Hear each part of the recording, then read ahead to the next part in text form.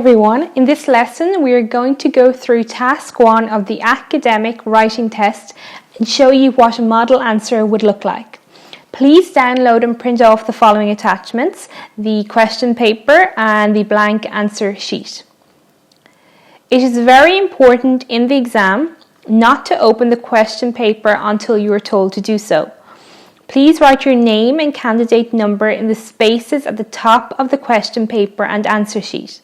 Once you have done this, we will begin. Okay, let's get started. For task 1, it says you should spend about 20 minutes on this task, which you already know from the previous video. Then it says the graphs below gives information about computer ownership as a percentage of the population between 2002 and 2010 and by level of education for the years 2002 and 2010. Summarize the information by selecting and reporting the main features and make comparisons where relevant. Write at least 150 words, which again is something you already know from my previous video. Okay, let's get started. As I mentioned in my previous video, to get the highest possible score in your report, you need to give an introduction, summarize the most important points in the diagram, and then compare and contrast the most important changes in the diagram. So let's look at the first part of your report, the introduction. Your introduction is the most important paragraph in your report as it shows the examiner if you understand the question. To get a high mark in your report, all you need to do is inform the examiner as to what the diagram is showing you. In other words, tell the examiner what you see. All you have to do is simply paraphrase the title of the graph and include a time frame if there is one. Your introduction only needs to be 1 or 2 sentences that state what the IELTS writing task 1 shows. So a perfect introduction would be: the bar charts show data about computer ownership with a further classification by level of education from 2002 to 2010. This is a perfect introduction. Now read what they are asking you to do again.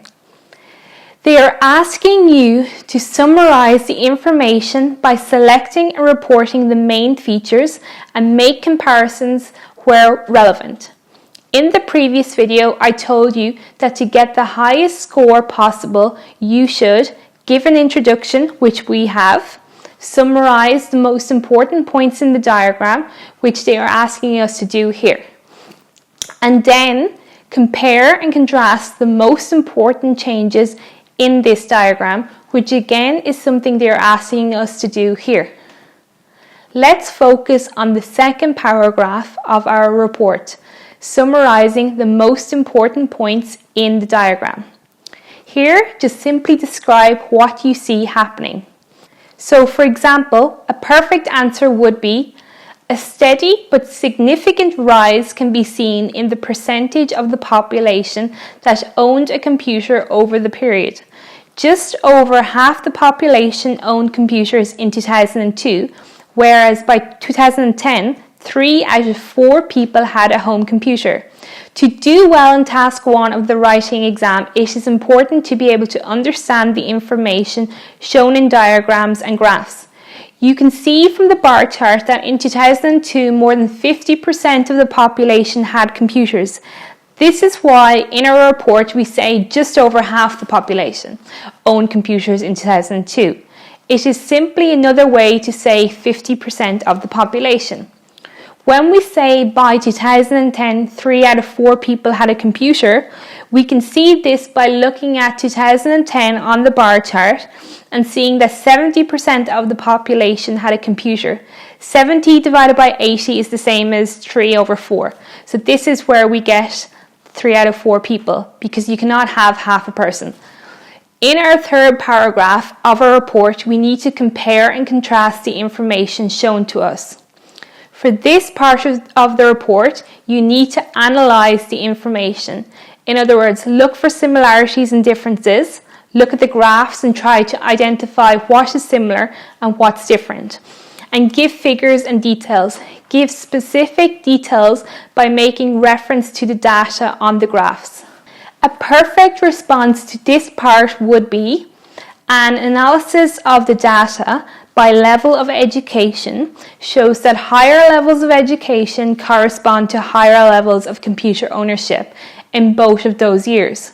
In 2002, only around 15% of those who did not finish high school had a computer, but this figure had trebled by 2010.